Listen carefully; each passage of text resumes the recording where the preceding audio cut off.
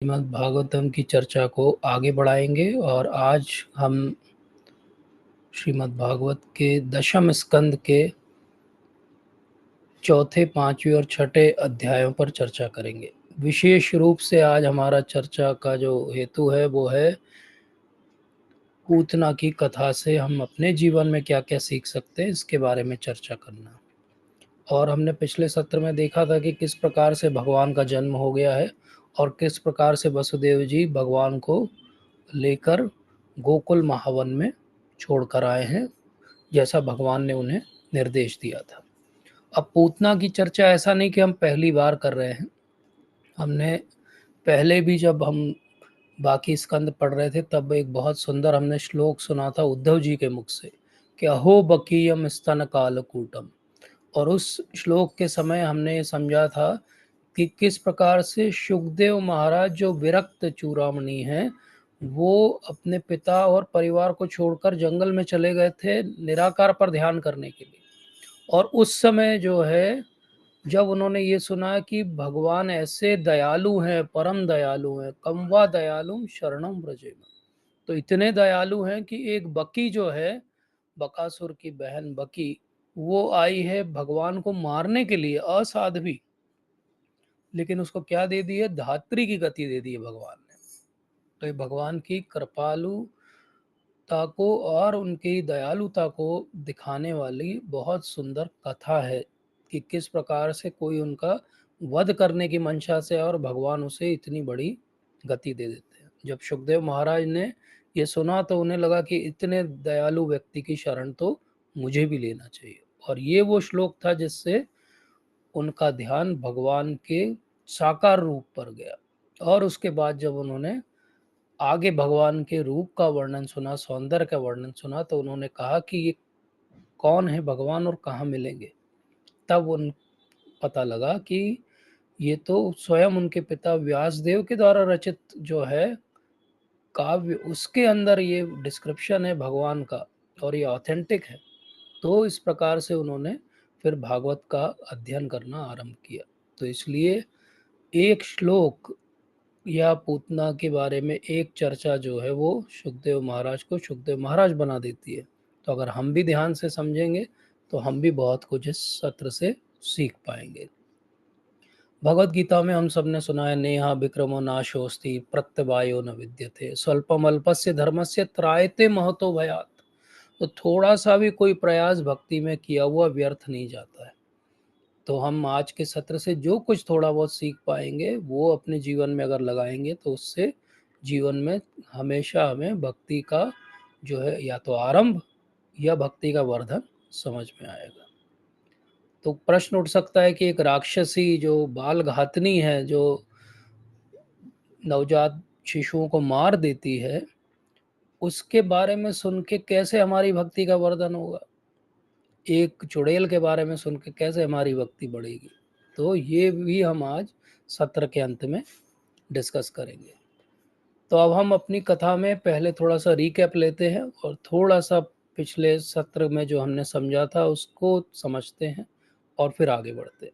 तो वसुदेव महाराज ने, जो वसुदेव कृष्ण है, उनको रख दिया है गोकुल महावन में, उस सुतिका ग्रह में जहाँ पे जन्म हुआ है किसका? नंद नंदन कृष्ण का। और वहां से एक बालिका पुत्री को वो उठा कर लाए। वो बालिका या पुत्री कौन है? वो माया है। तो माया दो तरह की होती है, एक महामाया और एक योग माया। तो किस प्रकार से वो एक माया को हाथ में लेते हैं और वापस आते हैं जब कारागृह में, क्योंकि उनके हाथ में माया है तो इसलिए सारे कारागृह के सातों दरवाजे बंद हो जाते हैं, सारे पहरेदार वापस जाग जाते हैं और सारी बेड़ियां वापस लग जाती हैं। और ये पुत्री जब रोना आरंभ करती है तो ये आवाज़ सुन के सब भागे भागे आते हैं। कंस को जो है वो समाचार भिजवाया जाता है कि हो गया है, पुत्र हो गया है, पुत्री हो गई है, या एक चाइल्ड हुआ है। तो वो दौड़ा दौड़ा आता है क्योंकि उसको तो आंखों में नींद नहीं है, क्योंकि ये 8वां गर्भ है। क्या होता है देखना बहुत ही आवश्यक है। अब कंस ने क्या किया? कंस ने उस कारागृह में प्रवेश किया जहाँ पे देवकी के हाथ में वो पुत्री है। अब देवकी के हाथ से उसने उसको छीना और अपने हाथ में ले लिया। तो इस प्रकार से हम देखते हैं कि देवकी के हाथ से जब छीना जा रहा है कंस के द्वारा, तो देवकी के अंदर कितना समर्पण है उस पुत्री के लिए जो उनकी नहीं है।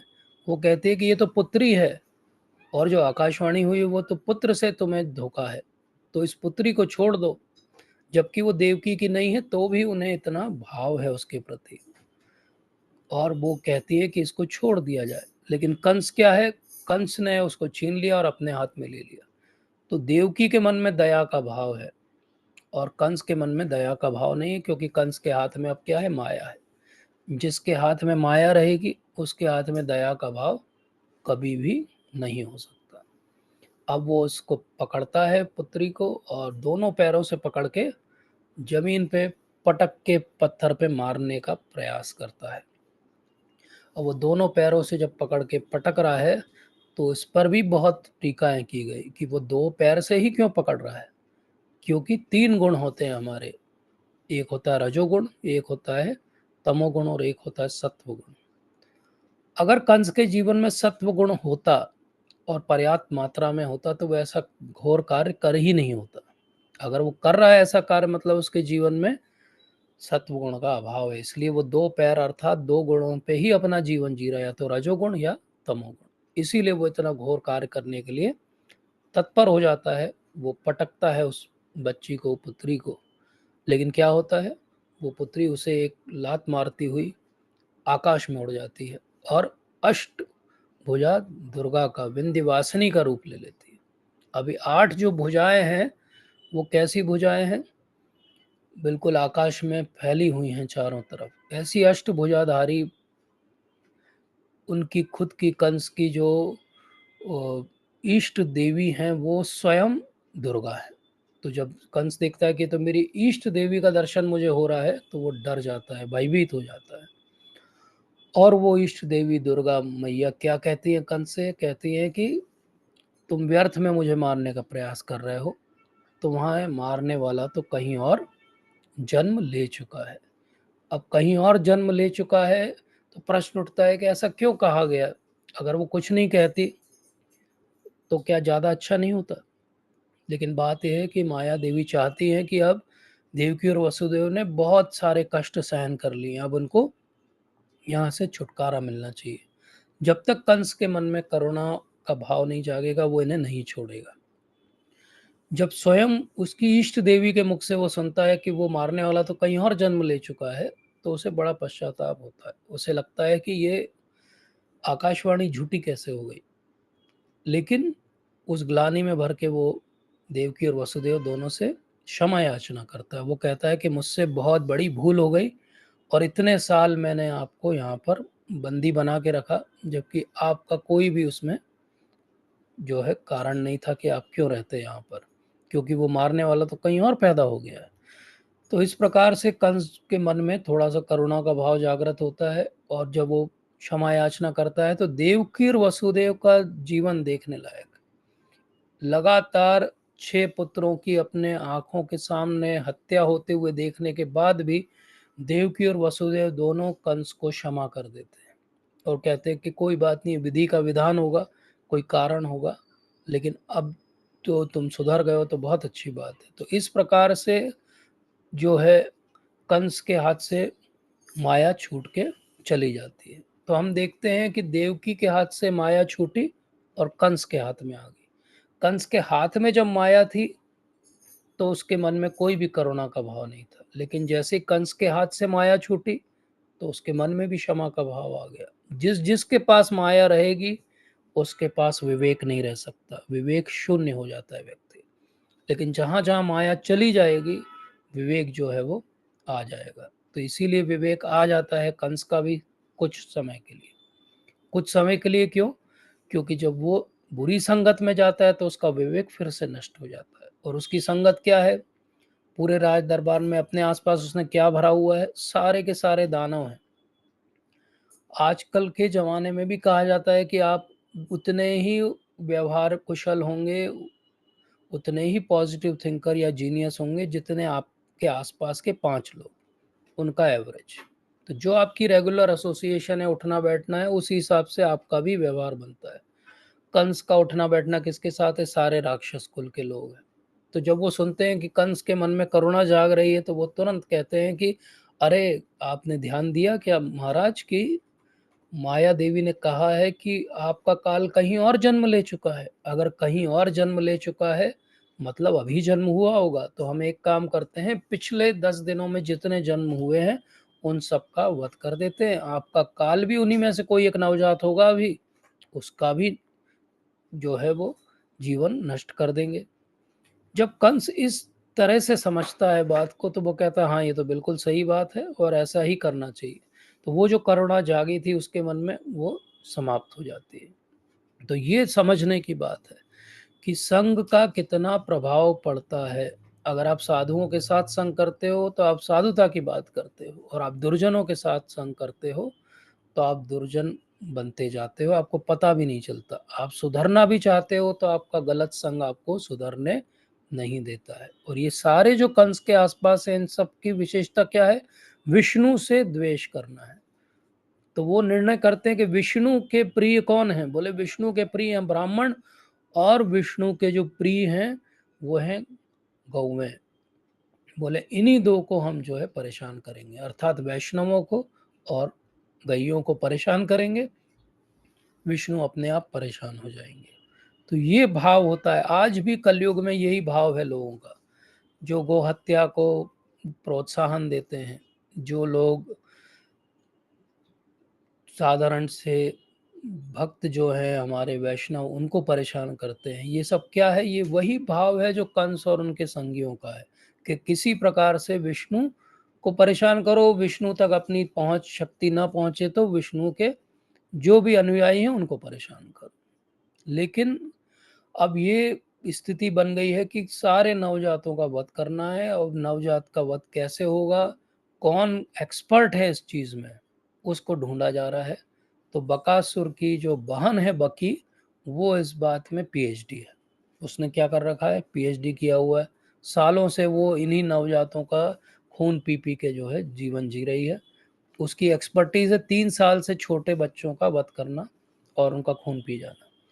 और इस एक्सपर्टीज के हिसाब से कंस जो है उसको चुन लेता है कि यही जो है मेरा कार्य कर सकती है। अब इस तरफ अगले दिन जब सुबह होती है गोकुल महावन में, तो नंद बाबा और यशोदा मैया दोनों बहुत प्रसन्न है। लाला हुआ है, और लाला हुआ है तो उत्सव होगा। और वो उत्सव क्या होगा? नंद उत्सव होगा। और छोटा मोटा उत्सव नहीं होगा। नंद महाराज पूरे बड़े राजा हैं, तो वो क्या करेंगे? उन्होंने 2 मिलियन काउस जो है वो डोनेट कर दी, ब्राह्मणों को दान में दे दी। बड़े बड़े पहाड़ बनाए गए साथ साथ, और सारे प्रकार के अनाजों से भर दिया गया उसको, और उसे दे दिया गया। कई सारे पहाड़ बनाए गए जहाँ पे हीरे मोती जवाहरात भरे हुए थे, और उनको भी दान में दे दिया। और बहुत सुंदर उत्सव हुआ। सारे नंद बाबा के जो प्रजा के जन है, सारे गोकुल के जो निवासी हैं, वो सब आए हैं और सब बधाइयाँ गा रहे हैं कि नंद के घर आनंद भयो। अब इतना सुंदर नंदोत्सव मन रहा है। सब वहाँ पर एक दूसरे के ऊपर दूध और दही और मिश्री मिलाकर उसको एक दूसरे के ऊपर डाल रहे हैं, अर्थात वो आर्टिफिशियल कलर यूज़ नहीं कर रहे हैं। उनके एन्जॉयमेंट भी जो है मिल्क प्रोडक्ट से होता है। तो इस प्रकार से वो बहुत सुंदर जो है वो एन्जॉयमेंट चल रहा है। अगर आप गोपाल चंपू पढ़ेंगे तो बहुत अच्छा डिस्क्रिप्शन है। और उसी बीच में एक मैसेंजर, खुफिया मैसेंजर आता है नंद बाबा के पास, और वो कहता है कि वसुदेव को अभी कुछ समय के लिए कंस ने छोड़ा है, लेकिन स्थितियां बहुत अच्छी नहीं हैं। वसुदेव ने आपके पास हमें भेजा है कि आप भी थोड़े सावधान रहें, और कंस की गुड बुक्स में रहने के लिए आप एक काम करें कि आपका जो बकाया कर है उसको जल्द से जल्द भर दें। जब इस प्रकार का मैसेज नंद बाबा सुनते हैं तो वो निर्णय करते हैं कि कल ही हम जाके टैक्स भरने का कार्यक्रम करेंगे। तो अब वो कर भरने के लिए अपने कुछ अनुचरों को लेकर बैलगाड़ियों में सब कुछ लाद के कंस के पास मथुरा चले जाते हैं। अब वसुदेव को बस पता है और देवकी को बस पता है कि वो लाला किसका है, किसी और को ये ज्ञान नहीं है। नंद बाबा और यशोदा मैया तो अनभिज्ञ है कि ये बच्चा किसका है। वसुदेव अगर डायरेक्ट नंद बाबा से मिलना चाहे मथुरा में तो बड़ा कठिन है, क्योंकि कंस के गुप्तचर पूरे समय आसपास लगे हैं और वो तुरंत इस बात को ध्यान में लाएंगे कंस की कि ये ऐसा क्यों हो रहा है कि वसुदेव मिल रहे हैं नंद बाबा से, कुछ तो गड़बड़ है। तो इसलिए वो डायरेक्ट ऐसे मिल नहीं सकते। वसुदेव को दूसरा भी एक डर है, उनको लगता है कि अगर मैं देवकी के साथ में मिला नंद बाबा से तो देवकी इतने सरल स्वभाव की हैं कि बातचीत में उनके मुख से निकल ही जाएगा कि हमारा बच्चा कैसा है, और अगर ये निकल गया तो बड़ी कठिनाई हो जाएगी अगर किसी ने सुन लिया। तो इसलिए वसुदेव निर्णय करते हैं कि मैं देवकी के बिना ही मिलूंगा, और एक छुप के एक गार्डन में वो नंद बाबा से मिलते हैं और पूछते हैं कि कैसा चल रहा है, सब अच्छा चल रहा है। इनडायरेक्टली वो पूछ लेते हैं कि बच्चा कैसा है, और इनडायरेक्टली वो उन्हें हिंट भी कर देते हैं कि कंस के बहुत बड़े बड़े जो है वो अभी आगे असुर आने वाले हैं और वो बहुत कुछ तबाही मचाने वाले हैं और वो गोकुल में भी आएंगे, इसलिए आप थोड़ा सा ध्यान रखिएगा। तो ये जो डिस्टरबेंस होने वाला है गोकुल में, इसको पहले से ही वसुदेव नंद बाबा को बता देते हैं। अब इतना सब हो रहा है, इसी बीच में पूतना जो है वो हर जगह घूम रही है। वो घूमती कैसी है, वो उड़ती है, उसको कहते हैं खेचरी। खेचरी अर्थात उड़ने वाली चुड़ैल। तो क्योंकि उसके पास स्पेशल ड्रोन फैसिलिटी है जिससे वो उड़ती है, तो वो उड़ते हुए कहाँ पहुंच जाती है, एक समय उड़ते हुए जो है वो गोकुल महावन पहुंच जाती है। अगर सनातन गोस्वामी के आधार पे हम समझें तो सनातन गोस्वामी कहते हैं कि ये लगभग रात्रि का समय है जब पूतना आती है। ट्विलाइट का टाइम रहा होगा, इवनिंग और नाइट के बीच का टाइम रहा होगा। नंदोत्सव का उत्सव अभी भी जारी है, लेकिन नंद बाबा अभी कर भरने के लिए मथुरा गए हुए हैं। और इस बीच में पूतना जो उड़ते हुए वहां पर आती, देखती कि उत्सव हो रहा है, मतलब यहाँ भी कोई बच्चा पैदा हुआ है, और उसे अपना मिशन याद आ जाता है, उसका रडार एकदम एक्टिवेट हो जाता है। वो लैंडिंग करती है अपना। अब वो कंस ने मुझसे बोला था कि तुम अगर इस रूप में, भयानक रूप में जाओगी तो कौन तुम्हें अंदर आने देगा। तो इसलिए वो तुरंत एक बहुत सुंदर स्त्री का रूप धर लेती है। अगर आप ब्रह्म वैवर्त पुराण पढ़ेंगे तो वहां पे डिस्क्रिप्शन आता है कि पूतना जो है वो, उसको कहा जाता है कि वो उल्लू की तरह दिखती है। उल्लू की तरह दिखती है, उल्लू की जो भी फीमेल वर्जन होता होगा उसकी तरह दिखती है। मतलब कैसी दिखती है यू कैन इमेजिन। बट वो कैसी बन जाती है, बिल्कुल सुंदर बन जाती है। जैसे ही परीक्षित महाराज सुनते हैं कि ये खेचरी जो है पहुंच गई है, बड़े चिंतित हो जाते हैं, टेंशन आ जाता है उनको। वो कहते हैं कि क्या होगा, अब क्या होगा। जबकि एक मिनट सोचने की बात है कि परीक्षित महाराज को पता है कि भगवान कृष्ण तो इतने समय तक धरती पर रहे हैं, लेकिन भाव में इतने हैं वो उस कथा के कि वो चिंतित हो जाते हैं, उनको लगता है अब क्या होगा, क्या होगा। तो वो तुरंत रिलैक्स करते हैं। सुखदेव महाराज एक बहुत महत्वपूर्ण सूत्र देते हैं। वो कहते हैं कि देखो परीक्षित, जहाँ पे भी भगवान का नाम लिया जाता है ना, वहाँ पे कोई विघ्न बाधा नहीं हो सकती। तो इसलिए बोले गोकुल में तो पूरे समय भगवान का नाम लिया जा रहा है। बोले वो नाम जपी तो कर रहे हैं, नंद के भर घर आनंद भयो, तो क्या कर रहे हैं, वो नाम जपी कर रहे हैं, नाम ही तो ले रहे हैं भगवान का।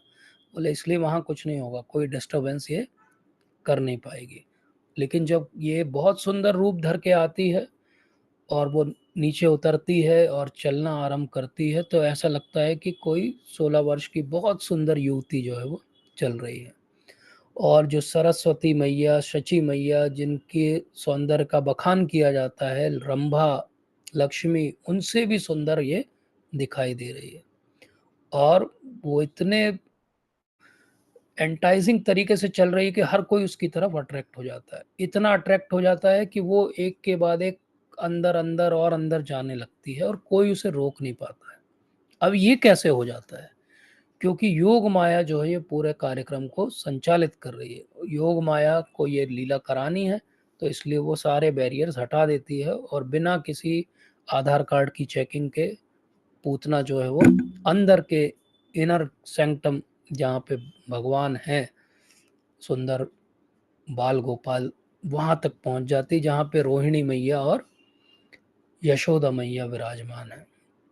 अब जब ऐसा हो जाता है तो प्रश्न उठता है कि ये पूतना जैसी राक्षसी को क्यों भेजा गया?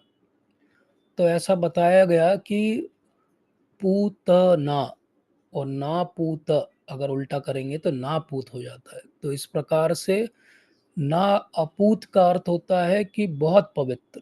तो बोले इस बहुत पवित्र को अगर अपवित्र करना है तो क्या करना पड़ेगा? बोले पूतना को भेजना पड़ेगा, अर्थात ये अपवित्र है, उल्टी है। भगवान की क्वालिटीज अगर एक्सट्रीम में है तो इसकी क्वालिटी सबसे नेगेटिव में है। तो इस प्रकार से निर्भीक होके ये भेष बदल के अंदर पहुंच जाती है।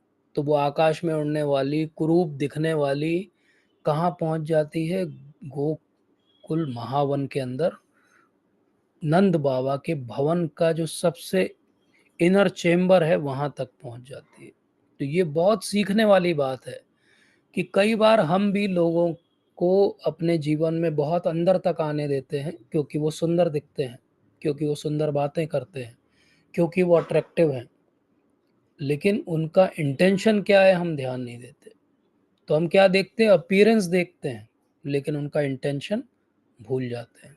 अपीयरेंस देख के हम अट्रैक्ट हो जाते हैं। आप देखो जितने एडवर्टाइजमेंट एजेंसीज हैं, एक बहुत सुंदर सी फीमेल या मेल या एक सुंदर से बच्चे को हमेशा मॉडल बनाएंगे। कोई कुरूप व्यक्ति मॉडलिंग नहीं कर सकता। ऐसा क्यों है? क्योंकि नेचुरली हम जो अच्छे से ड्रेसअप है उसके प्रति आकर्षित हो जाते हैं। ये हमारे अंदर इनबिल्ट है। और यही वहां पर भी होता है कि पूतना इतनी सुंदर ड्रेस्ड है कि उसको अंदर आते आते देखते हुए हर कोई, चाहे वो गोप हो चाहे वो गोपियां हो, सब अट्रैक्ट हो जाते हैं उसकी तरफ। और वो ब्यूटीफुल फीमेल जो है वो अंदर तक आ जाती है। वो कैसे अंदर तक आ जाती है? क्योंकि दो बातें अट्रैक्ट करती हैं हर किसी को। जो गोकुल है उसमें गो का अर्थ होता है इंद्रियां। तो इस प्रकार से इंद्रियों को हमारे दो बातें आकर्षित करती हैं हमेशा। एक तो एक पीले कलर का मेटल है जिसको गोल्ड कहते हैं। जितना गोल्ड जहां दिख जाए आदमी उधर अट्रैक्ट हो जाता है, अरे इनके पास इतना सोना है। या फिर बहुत सुंदर फीमेल हो तो हर कोई अट्रैक्ट हो जाता है, मेल्स और फीमेल्स दोनों अट्रैक्ट हो जाते हैं। इसलिए आप देखो कि गोल्ड और फीमेल ये फेटल कॉम्बिनेशन है। अगर ये फेटल कॉम्बिनेशन किया किसने? पूतना ने। उसे पता है कि लोग किस पे आकर्षित होते हैं। तो ब्यूटीफुल फॉर्म लेके हाथ में कमल का पुष्प लेके जब वो आ रही है तो अंदर सबको लग रहा है कि ये तो स्वयं लक्ष्मी जो है चली आ रही है। और सबको लग रहा है कि ये लक्ष्मी शायद ये जो बालक हुआ है नारायण है, तो इनसे भेंट करने के लिए आ रही। किसी को ये नहीं पता है कि ये तो एक बहुत तेज धार वाली तलवार है जो एक मखमली मयान के अंदर रखी हुई है। मखमली मयान बहुत सुंदर है, लेकिन अंदर क्या है? बहुत तीखी तलवार है। इंटेंशन बहुत खराब है, लेकिन सुंदरता सुपरलेटिव है। ऐसे ही बहुत सारे आपके जीवन में भी लोग आए होंगे और आगे भी आएंगे जिनकी बातें बहुत सुंदर हैं लेकिन इंटेंशन खराब है। तो हमें हमेशा बाहरी सौंदर्य पे आकर्षित नहीं होना चाहिए। हमें देखना चाहिए कि अंदरूनी उसका इंटेंशन क्या है। एक्शन, इंटेंशन, और फिर हम देखें कि बाहरी रूप से व्यक्ति कैसा दिखता है। तो अब लक्ष्मी जी से कंपैरिजन करते हैं सुखदेव महाराज, कहते हैं कि बिल्कुल लक्ष्मी जैसा रूप धर के वो आ गई है।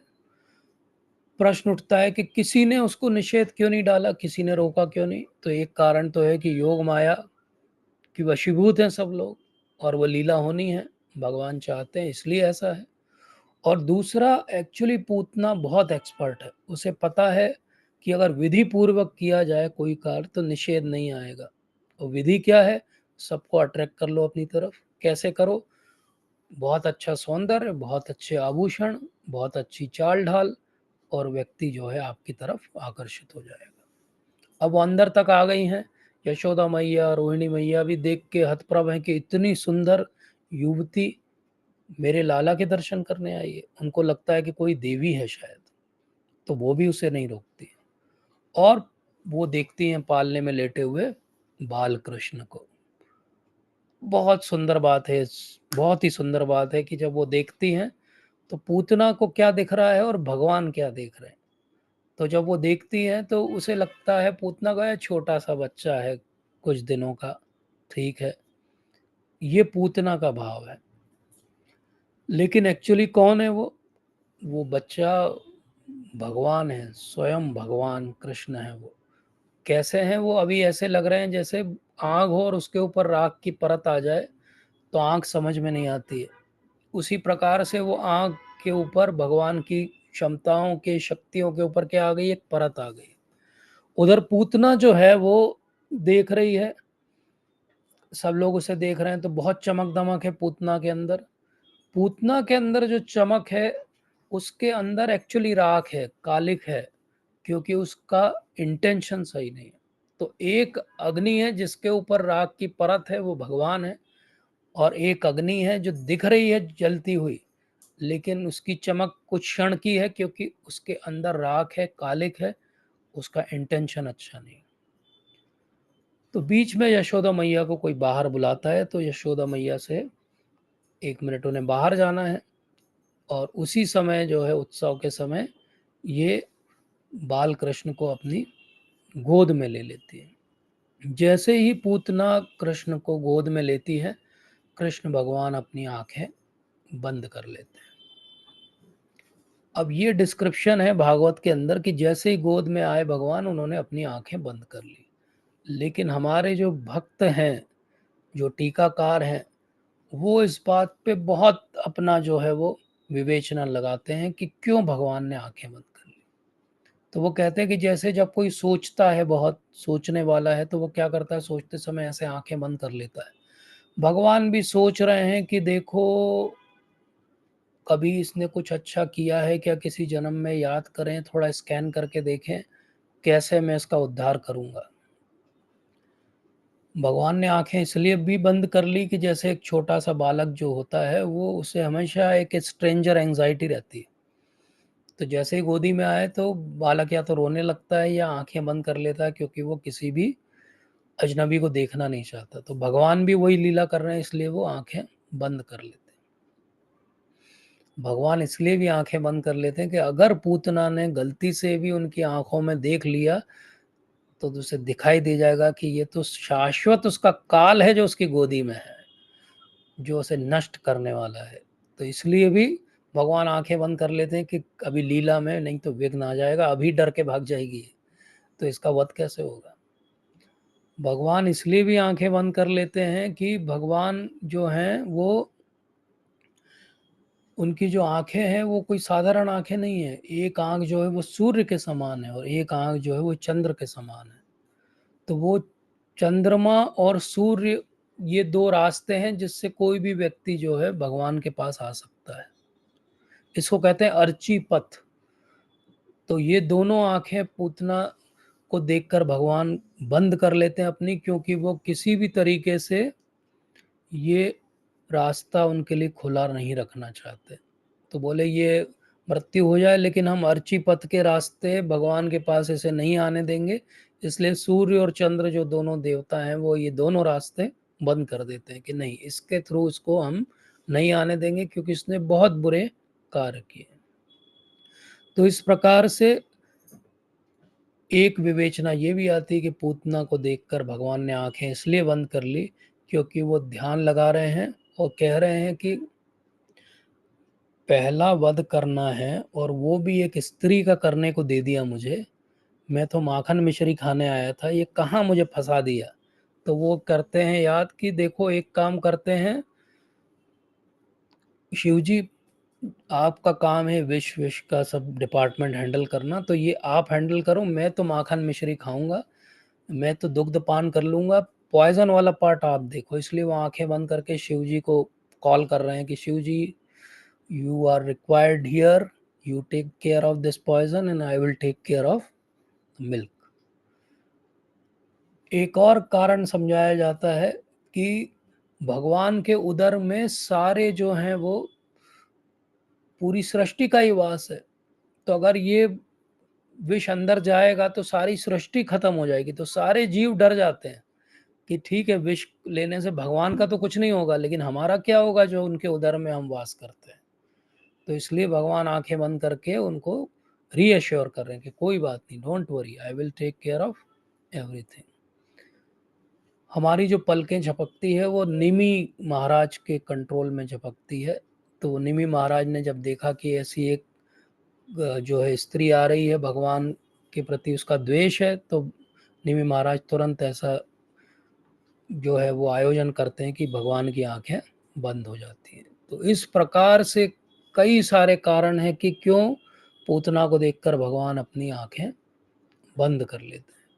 और जब भगवान ऐसी आंखें बंद कर लेते हैं तो बहुत सुंदर श्लोक में बताया जाता है कि अनंतम आरोप्यत अंकम अंतकम। उस अनंत को जिसका और छोर कोई बड़े बड़े ऋषि ज्ञानी ध्यानी नहीं पा पाते हैं, उस अनंत को अपने अंक में भर लिया है किसने? पूतना ने, जो कि राक्षसी है। और अपने अंक में भर के क्या नहीं समझ पा रही है वो कि ये अंतकम है, ये केवल अनंत नहीं है, ये पूतना का अंत का भी कारण बनेंगे। जैसे कोई मूर्ख व्यक्ति एक सर्प को रस्सी समझ के हाथ में उठा लेता है और उसके बाद क्या होता है, वो सर्प उसको डस लेता है। इसी तरह मूर्ख पूतना ने भगवान को हाथ में उठा लिया है। अब उसे पता नहीं कि जब ये अनंतम को उठा लिया है तो यही उसके अंत का कारण बनेंगे। और ऐसा अंत होगा पूतना का कि 5,000 साल बाद भी लोग उसको याद करेंगे कि कैसे मरी थी। भगवान को वो पहचान नहीं पाए, तो उसने वही अपनी मॉडस ऑपरेंडी अपनाई जो वो इतने हजारों लाखों बच्चों को मार चुकी थी, रोज ही मारती थी। तो उसने क्या किया, अपने पयोधर में जो विष लगाया हुआ था उसको भगवान के मुख में दे दिया। अब भगवान के मुख में जब दे दिया तो क्या हुआ, भगवान को एकदम पूतना पर बहुत क्रोध आया। बहुत क्रोध आया कि इतने सारे मासूम बच्चों का तुमने वध किया है, मैं तुम्हें अब छोड़ूंगा नहीं। तो भगवान ने न केवल उसका दुग्ध पान किया, भगवान ने उसका जीवन लीला का भी पान कर लिया। और उसके जीवन को भी जब वो खींचने लगे अपने अंदर, तो क्या हो गया, ये हड़बड़ा गई पूतना, इतनी हड़बड़ा गई। और अब भगवान को लगा कि ये अपना कुरूप जो है शरीर यहाँ दिखाएगी तो सब लोग बहुत डर जाएंगे। तो उन्होंने योग माया को कहा कि इसको ऐसी प्रेरणा दो अंदर से कि यहाँ से भागे। तो वो एकदम छटपटाने लगी और छटपटा के वो बाहर की तरफ भागी। अब जब बाहर की तरफ भागी तो क्या हुआ, बाहर की तरफ भागी तो वो भागते भागते कहाँ पहुंच गई, गोकुल के आउटस्कर्ट्स पे पहुंच गई। और वहां पे वेस्टर्न साइड पे एक गार्डन था। वो किसका गार्डन था, वो कंस का गार्डन था। भगवान ने ऐसी योजना बनाई कि वो जब अपना विकराल रूप उसने लिया 6 कोस का, तो वो वहीं पे गार्डन पे जाके गिरी। और पूरे समय वो चिल्ला रही थी कि मुंच मुंच, मुझे छोड़ दो, मुझे छोड़ दो। मतलब वो भगवान से कह रही थी कि मुझे छोड़ दो, लेकिन भगवान ने एक क्षण भी उसे छोड़ा नहीं, उसके पूरे प्राण ही खींच लिए। और पूरे प्राण खींचने के बाद जब वो मरी तो वो अपने ओरिजिनल फॉर्म में आ गई। तो ये बहुत महत्वपूर्ण बात है कि जब संकट आता है तो व्यक्ति अपने ओरिजिनल फॉर्म में आ जाता है। तो कई बार हम भक्ति करते हैं, जी प्रभु जी, जी माता जी, दंडवत प्रणाम, लेकिन जब कोई प्रॉब्लम आती है तो फिर हमारा असली रूप सामने आता है कि एक्चुअली हमारे अंदर क्या है। जब कठिनाई आती है तब समझ में आता है कि हमारे अंदर क्या है। जब पूतना के ऊपर विपदा आ गई तो पूतना फिर अपना वो लक्ष्मी जैसा दिखावे वाला स्वरूप नहीं रख पाई और उसका वास्तविक स्वरूप सामने आ गया, जिसमें कि वो इतनी विभत्स दिखती थी कि वो स्वयं भी अगर अपने आप को देख लेती तो डर जाती। इतना जो है वो खराब दिखती थी वो। तो ये समुंच समुंच करते हुए वो बेहोशी की हालत में कहाँ पर जाकर गिरी, जो कंस का गार्डन था। और सारे पेड़ टूट गए। अब भगवान ने कितने अच्छे से उसे गिराया कि एक भी जो उनके गांव के वासी हैं उनका बाल भी बांका नहीं हुआ, एक झोपड़ी भी नहीं टूटी। जो टूटा वो कंस का ही बगीचा था और उसके बहुत सारे पेड़ जो है टूट गए। तो सुखदेव महाराज समझाते हुए कहते हैं कि देखो, कंस की ये जो भेजी हुई राक्षसी है पूतना, इसने जीवन भर हजारों बच्चों का वध किया और अब अंत में भी मरते मरते भी इतने सारे पेड़ों का वध करके मरी है ये। और 6 कोस का लंबा इसका शरीर जो है वो हो गया है। 2 कोस की इसकी हाइट हो गई है शरीर की, और 1 कोस की इसकी जो है वो चौड़ाई हो गई है शरीर की। और ऐसा हो गया है कि एक सिर से अगर चलना चालू करें तो पूतना के पैर तक पहुंचने में 1 प्रहर लगता है, इतना बड़ा उसका शरीर है। इस प्रकार से इतना विकराल रूप है कि उसके बिल्कुल लंबे-लंबे जो हैं वो बाल हैं, जो कि रेड कलर के हैं, लाल कलर के हैं, और बिखरे हुए हैं। अब शरीर इतना बड़ा है तो बाल कितने बड़े होंगे उसके। और इस प्रकार से पूरा कंस का जो गार्डन बनाया हुआ था वो पूरा जो है नष्ट हो गया। ये स्थिति देख के जब यशोदा और रोहिणी मैया तो वहीं पे मूर्छित हो गई, लेकिन पीछे-पीछे कुछ गोपियाँ भागी, और ये जो पूतना जहाँ बाहर जाके गिरी तो वहीं पे जंगल में कुछ गोपियाँ पहले से थी, कुछ कार्य कर रही थी। तो उन्होंने जब देखा कि ये क्या हो रहा है, इतना बड़ा पहाड़ जैसा क्या है ये? और जब उन्होंने देखा तो ऊपर बाल गोपाल जो हैं वो आराम से अपने पेट के बल लेटे हुए हैं और हाथ से ऐसे थपथपा रहे हैं छाती को। तो फिर गोपियों ने, अभी पूरी तरह से पूतना मरी नहीं है, कुछ-कुछ साँस ले रही है, लेकिन गोपियों ने कोई भी अपनी रक्षा की जो है वो प्रयास नहीं किए। सीधे वो ऊपर चढ़ी और बाल गोपाल को लेकर नीचे आ गई, और कुछ ही क्षण में पूतना का जो है वो देहांत हो गया। तो पूतना को देखकर गोपियाँ डरी नहीं, क्योंकि उनका भाव भगवान के लिए इतना गहरा था कि वो किसी भी प्रकार से भगवान की सेवा करना चाहती थी। अब जब इतना सब हो गया तो हड़बड़ी हो गई पूरी। जब ये लेकर आई वापस नंद भवन में, तो तब तक जो है वो यशोदा मैया और रोहिणी मैया को भी होश आ गया था। तो उन्होंने फिर बहुत सारे जो है ऐसे उनके कल्चरली जो बच्चे की रक्षा के लिए किए जाते थे वो उपाय किए। तो पहले उन्होंने क्या किए, लौकिक उपाय जो किए जाते हैं वो किए। जैसे कि गाय की जो पूँछ है उससे भगवान के दिव्य शरीर को छुआ। उसके बाद में उन्होंने एक जो सूप होता है उसके एक कोने से भगवान को छुआ, और फिर उसके बाद कुछ सरसों के दाने होते हैं उससे कुछ किया। ये सब करने के बाद उन्होंने गोमूत्र से भगवान का स्नान कराया, और गोरज अर्थात जो गायें अभी अभी वापस आई थी तो उनके खुर में जो रज लगी हुई थी उसको लेकर भगवान का उससे अभिषेक किया।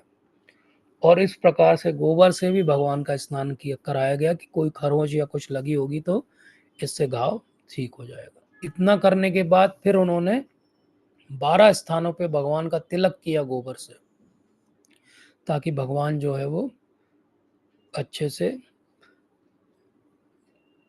रहें। और उसके बाद में उन्होंने गायों को प्रोटेक्शन के लिए भगवान ने भी निर्णय कर लिया। तो जिस प्रकार से भगवान ने ऐसा सोचा कि कैसे हम हमारी रक्षा आज गइयों ने की है, तो इसी प्रकार से मैं भी जो है वो आगे गइयों की रक्षा का वचन लेता हूँ। तो भगवान ने उसी दिन निर्णय कर लिया था कि उनका नाम अब गोपाल या गोविंद होगा। ये लौकिक सारे उपाय करने के बाद जिससे बाधाएं खत्म हो जाएं, फिर उन्होंने वापस बहुत सारे वैदिक उपाय भी किए। तो बहुत सारे अंग न्यास होते हैं, बहुत सारे कर्म न्यास होते हैं, बहुत सारे बीज न्यास की प्रक्रियाएं होती हैं, वो सब भी किया। अर्थात गोपियों ने पूरा अपना अंग शुद्धि की, आचमन किया, और उसके बाद में भगवान को बीज मंत्रों के द्वारा उनके शरीर के हर अंग पे छू के एक मंत्र बोला, ताकि वो जो है वो अच्छे से प्रोटेक्टेड रहें। तो इस तरीके से भगवान की रक्षा कैसे हुई, तो टीकाकार कहते हैं कि भगवान की रक्षा हुई भगवान के नाम से। तो कितनी विशेष बात है कि भगवान की रक्षा कैसे हुई, भगवान के नाम से हुई। तो इसी तरह भगवान का नाम भगवान से ज़्यादा बड़ा हो गया, क्योंकि भगवान की रक्षा कौन कर रहा है, भगवान का नाम कर रहा है। तो ये बहुत इंपॉर्टेंट बात है। और अब जो है नंद बाबा भी अपना कर भर के वापस आए गोकुल की तरफ। जब वो आए तो उन्होंने देखा कि ये क्या है इतना बड़ा, और किसी ने बताया कि ये तो लाला के ऊपर जो है एक राक्षसी आई थी, उसने हमला किया है। नंद महाराज ने जब ये सुना तो वो मूर्छित हो गए। लेकिन जब फिर वापस अपनी चेतना में आए तो उन्होंने निर्णय लिया कि कुछ तो करना पड़ेगा। तो बोले ये राक्षसी तो मृत्यु को प्राप्त हो चुकी है। तो नंद बाबा बहुत ही सिंपल हार्टेड है। जैसे एक भक्त को होना चाहिए। तो उनके ध्यान में एकदम आया कि अरे अभी तो मैं वसुदेव से मिला था और उन्होंने कल ही मुझे कहा था कि कुछ ना कुछ बड़ा जो है संकट आने वाला है। तो इसका अर्थ ये हुआ कि वसुदेव जो है वो एक योगी बन गए हैं, बोले वो फ्यूचर बता सकते हैं, कितनी बड़ी बात है। तो फिर वो प्लान करते हैं कि अब इस शरीर का तो अंतिम संस्कार करना पड़ेगा, ऐसे छोड़ने से कुछ भी नहीं होगा। तो वो क्या करते हैं, उस शरीर के टुकड़े करते हैं और उनको जो है अंतिम संस्कार के लिए जला देते हैं। जब वो जलाते हैं तो वो पूरी अगरू जो है वो वैसी बहुत सुंदर सुगंध वहाँ पे आने लगती है। ये सुगंधित शरीर से अगरू की जो सुगंध आ रही है, कैसे आ रही है? क्योंकि वो भगवान ने उसको छुआ है। भगवान ने क्योंकि उनका स्तनपान किया है, तो ये क्या है, उच्छिष्ट हो गया। पूतना का शरीर भगवान का उच्छिष्ट हो गया और भगवान के उच्छिष्ट में तो सुगंध आएगी आएगी। दूसरी बात कि ये पूरी लीला कहाँ हुई? तो बोले गोकुल महावन में हुई, जो धाम है। तो बोले धाम में अगर किसी की मृत्यु होगी तो उसका शरीर तो दिव्य हो ही जाएगा। तो इस प्रकार से ये सब अंतिम संस्कार की क्रिया किसने की? बोले भगवान के निज पार्षदों ने की। जब भगवान के निज पार्षद किसी की अंतिम क्रिया करेंगे तो वो तो संसार में से बाहर निकल ही जाएगा। तो इस प्रकार से बहुत सारे जो है कारण हैं किसकी वजह से भगवान ने इस प्रकार की योजना बनाई कि इवन पूतना के शरीर की भी दिव्य जो है वो सुगंधी हो गई। लेकिन केवल पूतना के शरीर की दिव्य सुगंध हुई ऐसा नहीं है। भगवान ने पूतना को एक धात्री की गति भी दे दी। धात्री का अर्थ होता है नर्स। तो इस प्रकार से उन्होंने न केवल गंध प्रदान की बल्कि उन्हें एक शाश्वत जो है वो जीवन भी दे दिया। और ऐसा क्यों हो गया? क्योंकि हम अगर पूतना के जीवन को देखें तो आकाश के द्वारा जो है पूतना ने बहुत कड़े शब्द बोले, मुंच मुंच करके। वायु का जो उनका शरीर का भाग था उससे भगवान को पकड़ा और उन्हें मारने का प्रयत्न किया। अग्नि का जो पार्ट था उनके शरीर में वो विकराल रूप के सामने दिखाई दिया। और जल की जो रस था उनके अंदर वो एक विष के रूप में जो रस लेकर आई थी वो था। तो इस प्रकार से आकाश, वायु, अग्नि और जल सबके द्वारा पूतना ने क्या किया? पूतना ने जो है वो ऐसा प्रयास किया कि भगवान को कोई ना कोई हानि हो। केवल पूतना के शरीर का पृथ्वी का जो भाग था उसने कुछ भी इसमें कंट्रीब्यूट नहीं किया। और इसलिए टीकाकार कहते हैं कि इसलिए भगवान ने उस पृथ्वी का अर्थ होता है गंध। तो भगवान ने पूतना को एक सुगंधित गंध प्रदान की, ये दिखाने के लिए कि अगर आप छोटा भी कुछ मेरे लिए करोगे तो मैं उसको मैग्नीफाई करके आपके लिए कुछ ना कुछ ऐसा प्रयोजन कर दूंगा जिसको कहते त्रायतो महतो भयात। अगर हम नॉर्मली देखें तो कोई भगवान को मारने का यत्न करे तो नॉर्मली क्या होगा? वो तो ऐसे घोर नरक में जाएगा कि कभी वहां से बाहर नहीं आ पाएगा। लेकिन पूतना के साथ क्या हुआ? पूतना का जन्म तो खराब था। कितना खराब था कि राक्षसी शरीर और योनि मिली उसे। उसके कर्म तो और ही खराब थे। राक्षसी योनि मिलने के बाद उसने हजारों बच्चों को मारा। तो उसने अपना जन्म भी खराब किया, अपना कर्म भी खराब किया, अंत में इतना खराब किया कि भगवान को ही मारने का प्रयास कर लिया। लेकिन भगवान ने क्या देखा कि ठीक है, वो जहर लगाकर आई है लेकिन स्तनपान कराना चाहती है।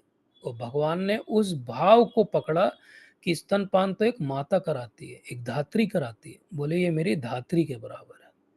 तो इस प्रकार से हम देखें कि भगवान की धात्री जैसे अंबिका, किलिम्बा, उनके जैसा स्थान जो है भगवान ने एक राक्षसी को दे दिया जो उन्हें मारना चाहती। हमारे साथ अगर कोई कभी खराब करे जीवन में तो हम जीवन भर उसको याद रखते हैं और कभी उसको सुधार का कोई मौका नहीं देते। लेकिन भगवान ऐसे हैं कि उस रॉन्ग एक्शन में से, रॉन्ग इंटेंशन में से भी एक स्पार्क निकाल लेते हैं कि नहीं, ये पार्ट तो इन्होंने ठीक किया है। तो ये भाव है भगवान का। तो कितने से कितनी भ्रष्ट बुद्धि हो, जैसे पूतना की भ्रष्ट बुद्धि है, लेकिन भगवान की कृपा की कोई सीमा नहीं है। पूतना ने अपने भ्रष्ट बुद्धि की सीमा दिखाई तो भगवान ने अपनी कृपा की सीमा दिखाई। भगवान ने बताया कि वो सच में पतित पावन है। जो पतित से पतित व्यक्ति है, उसको भी वो पवित्र कर देते हैं, अगर वो किसी प्रकार से उनके संपर्क में आ जाए। तो इसीलिए कहा जाता है कि पूतना से हमको क्या सीखना चाहिए? तो पूतना से हमें ये नहीं सीखना चाहिए कि हम भी भगवान को मारने का कोई प्रयोजन करेंगे। पूतना से हमें ये सीखना चाहिए कि जो भगवान को मारने का प्रयोजन करके विष लगाकर आए, लेकिन भगवान उसमें भी अच्छाई ढूँढ लें।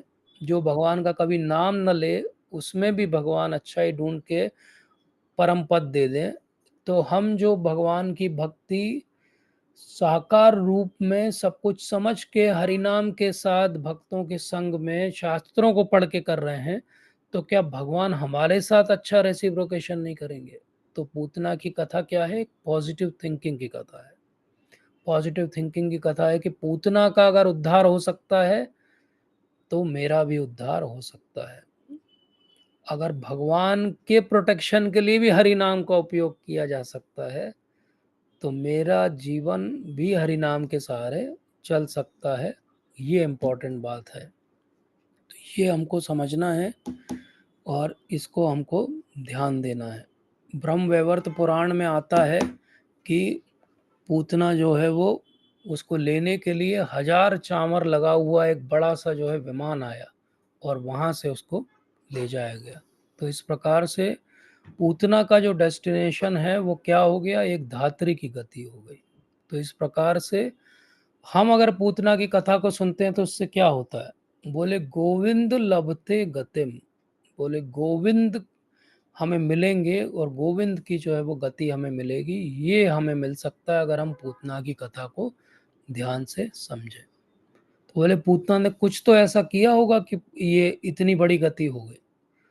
तो बाकी पुराणों में अगर आप पढ़ेंगे तो आपको पता चलता है कि बलि महाराज का जब यज्ञ चल रहा है तो बलि महाराज की एक पुत्री है, उसका नाम है रत्नमाला। और वो रत्नमाला जो है जब देखती है वामन देव को आते हुए, तो बटुक शरीर इतना सुंदर है कि वो बहुत ज़्यादा अट्रैक्ट हो जाती है और बोलती कि ये अगर मेरा पुत्र होता तो कितना अच्छा होता, ये मैं इसे अपना स्तनपान कराती। लेकिन जब वो देखती है बाद में, जब लीला आगे बढ़ती है कि अरे भगवान ने वामन देव के रूप में तो सब कुछ छीन लिया बलि महाराज से, तो उसके अंदर एक क्रोध आ जाता है। बोले इसकी तो मृत्यु का कारण मैं बनूंगी। भगवान उसके साथ रेसिप्रोकेट करते हैं। ये दोनों भावनाओं को एक साथ कैसे मिलाएंगे? तो वो एक पूतना के रूप में लीला होती है जिसमें दोनों भाव जो हैं वो आ जाते हैं। तो एक प्रकार से ये भगवान का बहुत ही अहेतु की कृपा का दर्शन है कि वो स्तनपान भी कर लेते हैं, धात्री की गति भी दे देते हैं, लेकिन उसके मन में जो द्वेष है उसको भी वो पी के समाप्त कर देते हैं। सारे जो कल्मश है उनको भी वो पी के समाप्त कर देते हैं। तो पूतना क्या रिप्रेजेंट करती है? पूतना रिप्रेजेंट करती है, भक्ति विनोद ठाकुर महाराज कहते हैं कि जो टीचर्स हैं, जो सो कॉल्ड आजकल आध्यात्म के गुरु हैं, जो बहुत सुंदर स्वरूप बनाते हैं, मीठी मीठी बातें करते हैं, लेकिन उनके मन में भाव क्या रहता है? उनके मन में भाव रहता है कि कुछ ना कुछ वो जो है चीटिंग करना चाहते हैं। वो सही बात ना उन्हें पता है, ना वो अपने शिष्यों को बताते हैं। तो ये जो होता है, भगवान से दूर कर देते हैं वो लोगों को।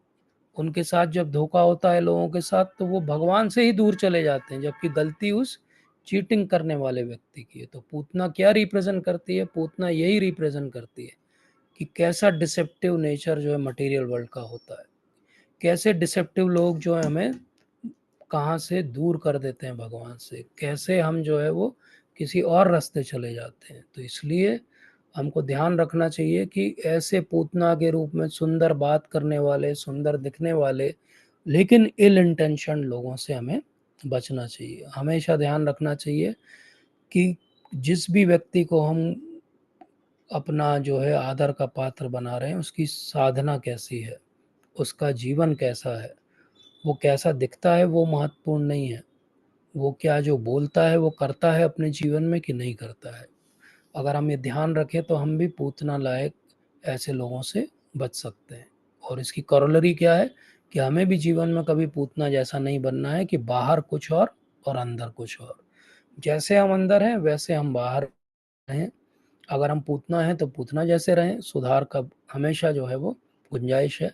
लेकिन हम बाहर से पॉलिश्ड हो जाएंगे तो हमारी अंदर से सुधार की प्रक्रिया भी उसी दिन रुक जाएगी, क्योंकि हम जब भी ऐसा बिहेव करेंगे तो हम अपने आप को भी चीट कर रहे हैं और सामने वाले को भी चीट कर रहे हैं। हम ये दर्शा रहे हैं कि हम बहुत बड़े जो है वो ज्ञानी है, लेकिन ज्ञान अगर हमारे अंदर नहीं है तो हमें मान लेना चाहिए कि हम ज्ञानी नहीं है। हम बताएं कि हम बहुत बड़े भक्त हैं लेकिन हमसे भक्ति नहीं हो रही, तो हम नॉर्मली एक्सेप्ट करें कि हमसे भक्ति नहीं हो रही है। एक्सेप्टेंस बहुत ज़रूरी है रियलिटी का। जब हम रियलिटी को एक्सेप्ट नहीं करते अपने जीवन में तो क्या करते हैं, झूठा आवरण ओढ़ लेते हैं और उस झूठे आवरण के हिसाब से अपन जीवन जीना चाहते हैं और हमेशा किसी न किसी को चीट करना चाहते हैं। तो ऐसा हमें प्रयास करना चाहिए कि ऐसी स्थिति ना बने।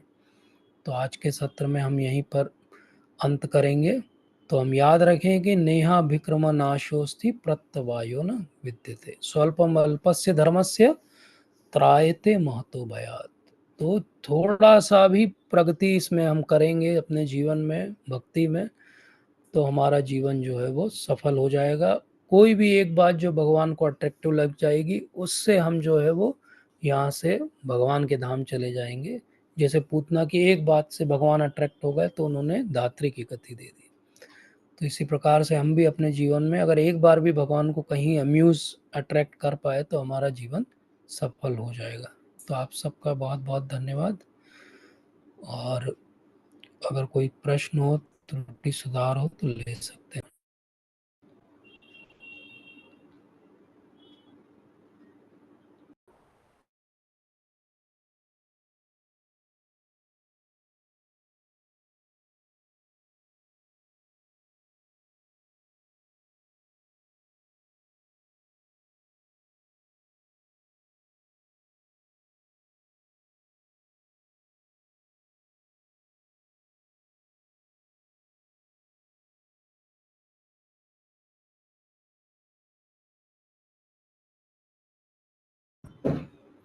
हरे कृष्णा।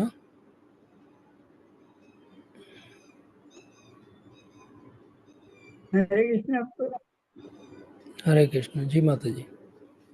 प्रभु जी, ये जो इसमें इसमें जो 5th चैप्टर था उसमें एक ये लाइन लिखी हुई है कि ब्रह्मा के दिन में एक बार जब भी भगवान श्री कृष्ण अवतरित होते हैं तो वे वृंदावन में नंद महाराज के घर में ही आते हैं। हम्म तो जो जो 3 बार भगवान आए, एक बार वामन रूप में आए और एक बार वो प्रश्नी गर्भा के रूप में आए। यस, हाँ प्रश्नी गर्भा के रूप अदिति में आए। अदिति अदिति हम्म महाराज के पुत्र वामन रूप में आए और कृष्ण के रूप में क्या बन के आए थे प्रभु? प्रश्नी गर्भा ही नाम था उनका। प्रश्नी और सूतपा के पुत्र का नाम प्रश्नी गर्भा था और कृष्ण अदिति और कश्यप के पुत्र का नाम वामन देव था। तो यहाँ पे जो बात हो रही है वो इनकी नहीं है, यहाँ पे बात हो रही स्वयं भगवान श्री कृष्ण की। जब स्वयं जी। भगवान श्री कृष्ण आते हैं तो वो नंद बाबा के घर पर ही आते हैं, कहीं और नहीं आते हैं। ये बात हो रही है। तो ये ठीक है। तीनों घर जो थे ये नंद तो बाबा के ही थे। इसीलिए स्वयं भगवान श्री कृष्ण हमेशा नहीं आते हैं। मतलब स्वयं भगवान श्री कृष्ण हर द्वापर में नहीं आते हैं। वो पूरे ब्रह्मा जी के सारे जो दिन होते हैं उनमें एक ही बार आते हैं। मतलब once he come as a स्वयं भगवान। तो स्वयं भगवान के रूप में भगवान के दर्शन, हम बहुत भाग्यशाली हैं हम्म, कि लगभग 5,000 साल पहले भगवान आए। लेकिन इसके अलावा जितने द्वापर युग होते हैं उनमें भी कृष्ण आते हैं, लेकिन वो स्वयं भगवान कृष्ण नहीं आते हैं, वो अवतारी कृष्ण आते हैं। तो इसलिए प्रभुपाद ने ऐसा लिखा। ठीक है। ठीक है यस। प्रभु जी, yes, thank you so thank much. You माता हरे जी, thank Krishna. You. Hare. Sunil Rai sir कुछ कहना चाहते हरे कृष्ण प्रभु जी। हैं? हरे कृष्ण प्रभु जी, thank you for coming, sparing हाँ। टाइम। सर एक मतलब ऐसा एक डाउट है अलग सा थोड़ा कि जी। जैसे पूतना का वध किया उन्होंने, जबकि पूतना ने अपने जीवन काल में कोई ऐसा कार्य नहीं किया जिसके कारण उसका उद्धार हो सके, लेकिन यस। कहीं पर ऐसा लिखा है कि उनके वध से उनका उद्धार हो गया। यस। तो हम लोग भी अपने जीवन में कई बार ऐसे कार्य करते हैं जो जाने अनजाने गलत होते हैं। तो क्या हमारे साथ भी ईश्वर की कृपा रहेगी कि कभी उद्धार हो जाए या फिर हमारे कर्मों के आधार पर हमें जो है अगले जन्म में वैसा जन्म मिले। यस प्रभु जी।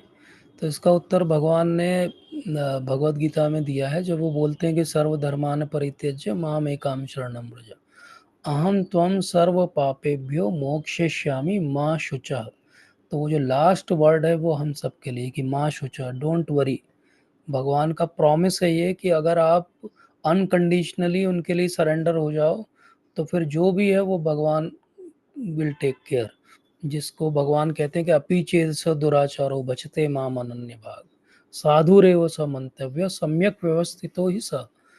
तो भगवान कह रहे हैं कि अपि चेद स दुराचारो, दुराचारी से दुराचारी व्यक्ति भी है लेकिन सम्यक रूप से भक्ति में स्थित है अगर वो, तो भगवान क्या करेंगे, भगवान उसको शाश्वतम शांतिम निगच्छति, क्षिप्रम भवति धर्मात्मा। वो क्षिप्रम भवति धर्मात्मा, वो धर्मात्मा कंसिडर करते हैं उसको, चाहे वो अभी उतना अच्छा उसने कुछ कंडक्ट नहीं किया अपने जीवन में। तो पूतना बहुत अच्छा एग्जाम्पल है इस चीज़ के लिए।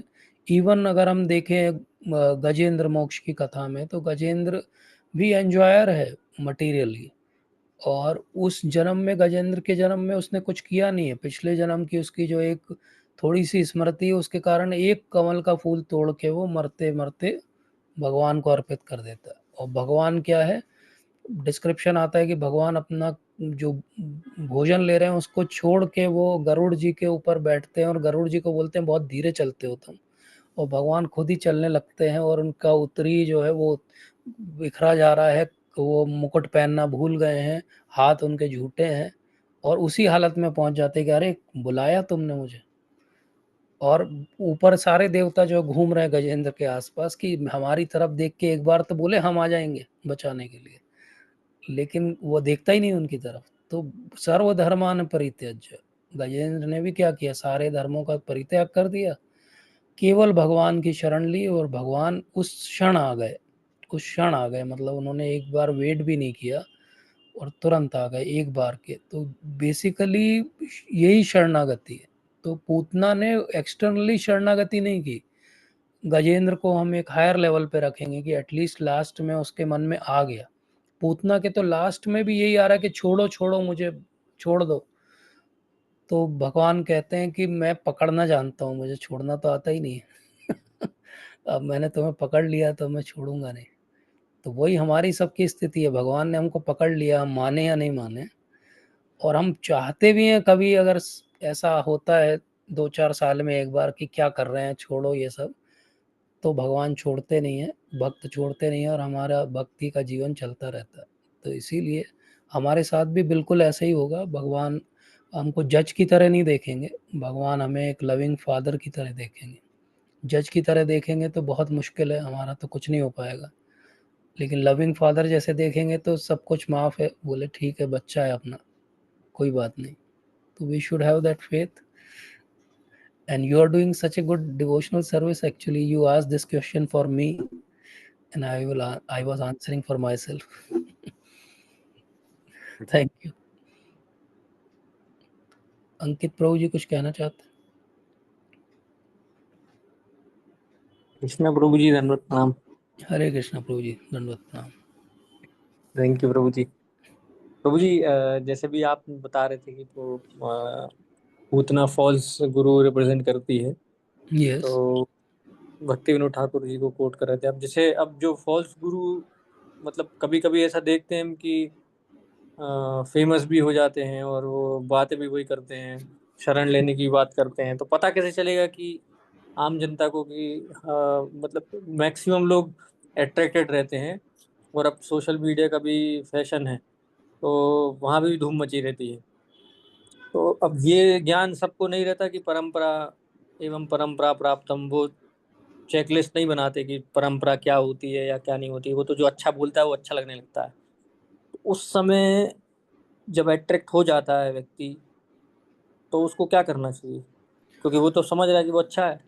यस, होता है प्रभु जी बहुत बार। मतलब इनफैक्ट कभी कभी तो ऐसा भी देखा गया कि मतलब फॉल्स गुरु फॉल से प्रूव हो जाता है, व्यक्ति जो है बहुत सीवियर एलिगेशंस में कई बार इम्प्रिजन्ड हो जाते हैं, और उसके बाद भी उनके ब्लाइंड फॉलोवर्स जो हैं तब भी ब्लाइंडली उनको ही फॉलो करते रहते हैं। मतलब हालत ये है कि कभी-कभी गुरु लोग जो देश छोड़ के भाग जाते हैं, इतने सीवियर उनके ऊपर एलिगेशन है, लेकिन वो जो ब्लाइंड फोल्डेड लोग हैं, ब्रेन वॉश लोग हैं, तब भी उनकी फॉलोअरशिप छूटती नहीं है। तो प्रश्न केवल वहीं तक नहीं है कि जब वो फेमस हैं और बहुत फॉलोअरशिप है उनकी, उस समय कैसे हम जानें कि वो सही है कि नहीं? उससे बड़ी बात ये है कि जब वो एक्चुअली रिवील हो जाए कि वो सही नहीं है, तब भी तो लोग उनको फॉलो किए ही जा रहे हैं ब्लाइंडली। तो ये बड़ी डिफ़िकल्ट सिचुएशन है। बट 1-2 पॉइंट हम ध्यान रख सकते हैं। हमने एक बार एक पूरा सेशन इस बात पे लिया था बहुत पहले, बट अभी हम शॉर्ट में कुछ पॉइंट समझते हैं। तो बेसिकली एक संस्कृत में सेइंग है, उसको कहते हैं फलेन परिचयेत। फल से परिचय लगता है कि वो पेड़ किस चीज़ का है। जैसे एक पेड़ है, आपको दिख रहा है, आपको नहीं पता क्या है। आप कुछ समय रुको, उसमें फल लगेंगे। अगर आम लगा तो आम का पेड़ है, अगर नीम की निम्बोली लगी मतलब नीम का पेड़ है। तो ऐसे ही जो सो कॉल्ड गुरु हैं, जो बहुत फेमस हैं, जिनकी बहुत फॉलोअरशिप है, सोशल मीडिया पे धूम मची हुई है, लेकिन उनके जो सो कॉल्ड फॉलोअर्स हैं, उनकी डेप्थ क्या है नॉलेज की, फिलोसॉफी की, प्रैक्टिसेस की, उसको हमें सबसे पहले देखना चाहिए, क्योंकि वो तो ईज़िली अप्रोचेबल लोग हैं, उनको तो आप मिल सकते हो, देख सकते हो। तो आपको समझ में आएगा कि कितनी बार वो शास्त्रों की बात करते हैं, कितनी बार वो अपनी मनगढ़ंत बात करते हैं। अब मान लीजिए कोई गुरु है और वो कहता है कि वो स्वयंभू गुरु है, उसे किसी गुरु की आवश्यकता नहीं पड़ी। तो अगर ये फिलॉसफी है उसकी कि वो स्वयंभू गुरु है, तो फिर हम भी उसे गुरु क्यों माने? हम भी स्वयंभू गुरु हैं, हम भी अपने गुरु हैं।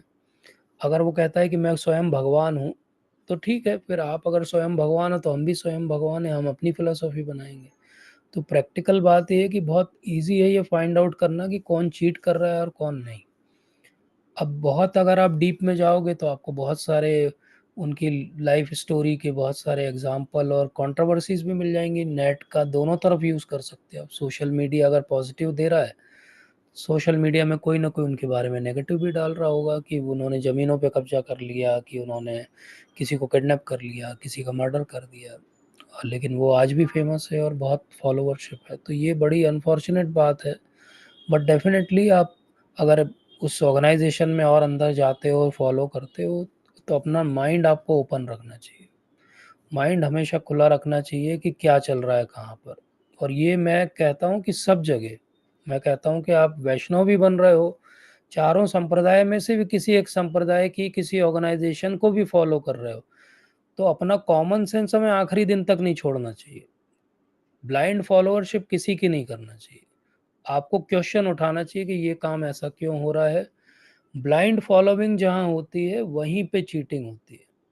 अगर आप कॉमन सेंस अपना साथ में लेके जाओगे तो आप हमेशा प्रश्न उठा सकते हो कि ये काम ऐसा क्यों हुआ, या ये रिसोर्स ऐसा क्यों यूटिलाइज हुआ, या इस चीज़ की यहाँ पर डिमांड क्यों है।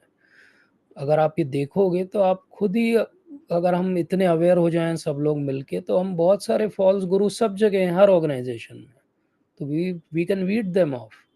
बट वो हमारी जो एक टेंडेंसी है ब्लाइंड फॉलोअरशिप की, कि बस हमने तो इनको गुरु बना लिया, अब इनके लिए हम कुछ भी गलत नहीं सुनेंगे, तो वही एक्चुअली कारण है कि फॉल्स गुरु छूट जाते हैं। और फिर बाकी रीजंस भी हैं, उनको पॉलिटिकल क्लाउड रहता है, उनकी फॉलोअरशिप है, वो जिसको बोल देंगे उसको वोट मिलेगा। बड़े बड़े लोग आगे पीछे उनके लिए घूम रहे हैं, अधिकारी घूम रहे हैं तो बिजनेसमैन घूम रहे हैं, पॉलिटिशियंस घूम रहे हैं, तो उनका इन्फ्लुएंस है सो कॉल्ड।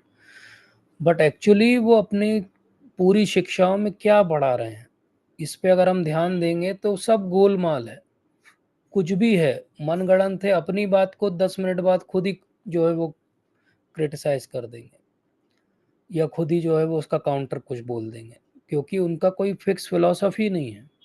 और क्योंकि फिक्स फिलॉसफी नहीं है, कोई शास्त्र नहीं है, आज जो मन आया बोला, कल जिसको पढ़ लिया उसका रिपीट कर दिया, ऐसे करके जो गुरु बनते हैं, तो कॉमन सेंस अगर आपका जागृत हो तो आप तुरंत पकड़ सकते हो कि कल आपने ये कहा था, आज आपने ये कहा।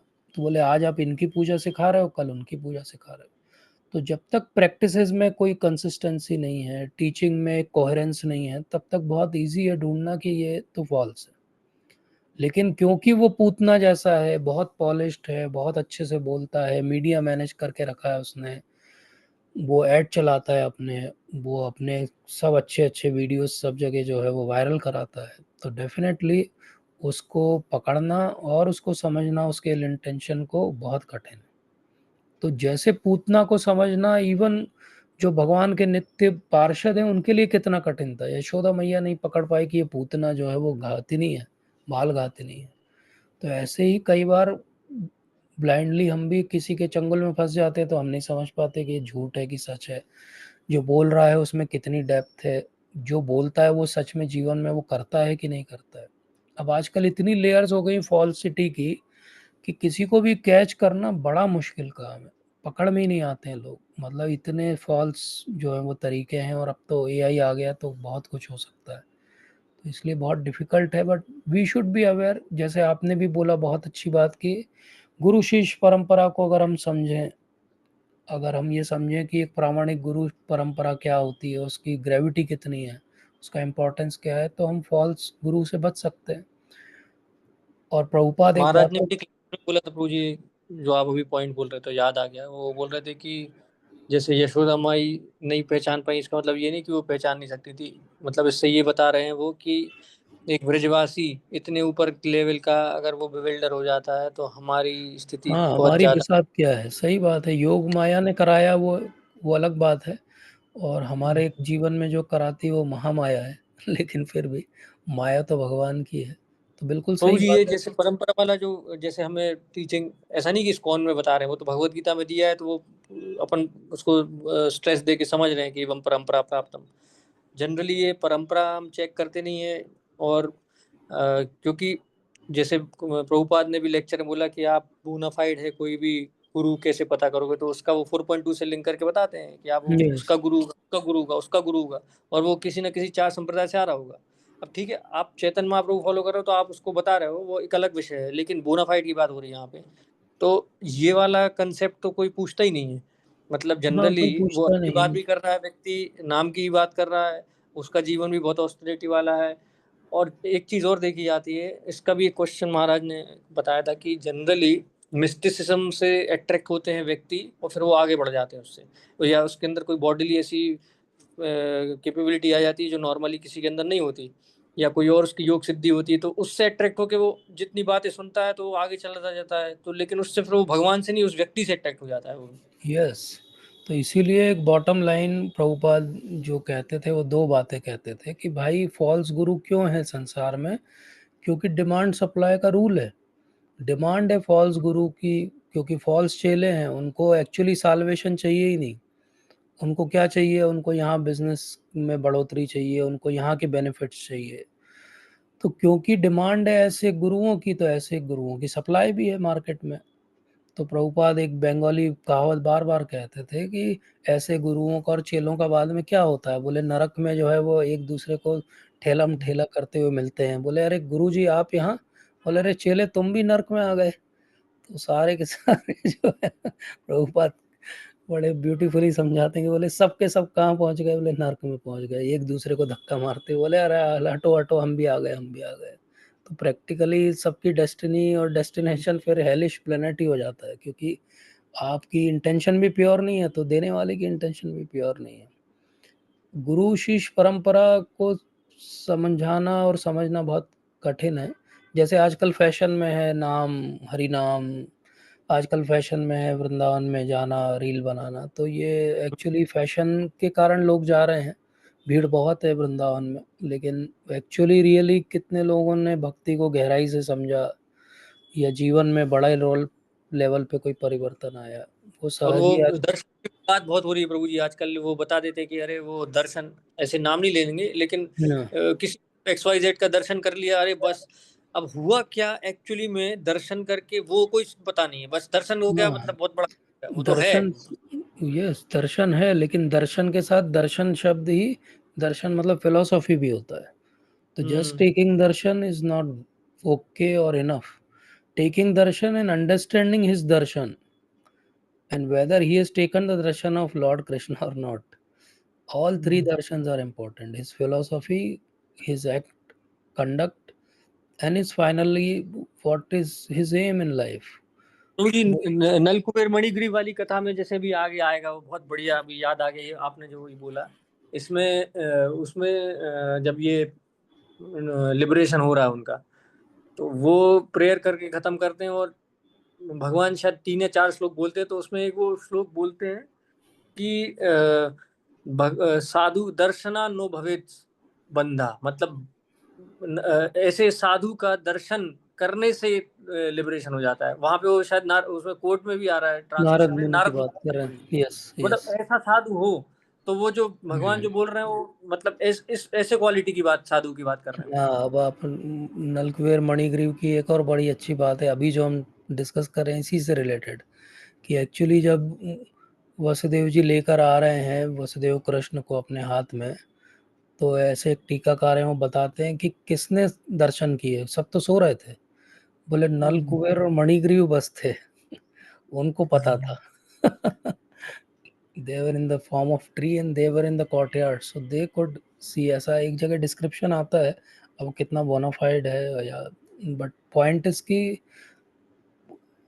उनका तो उद्धार ही इसलिए हो गया कि जो है नारद मुनि ने उनको देख लिया, और देखा भी किस स्थिति में, और दिया तो श्राप था उन्होंने, बट वो श्राप का फल ये निकला कि भगवान की सारी बाल लीला उन्होंने बिल्कुल सीसीटीवी की तरह देखी। हाँ, नहीं तो कई जन्म लग जाते हैं, भगवान के हाँ, दर्शन नहीं यस, दर्शन ही नहीं होते। तो वो बड़ा अमेजिंग है। महाराज ने एक लेक्चर में बहुत अच्छे से वो पास्ट टाइम डिस्क्राइब किया, जब हम आएंगे उस पर तो we will discuss those points. महाराज ने बहुत अच्छी पॉइंट्स बताए हैं उस पर। इवन राधा गोविंद महाराज का भी एक सीरीज़ है लेक्चर, बहुत अच्छा लेक्चर है वो।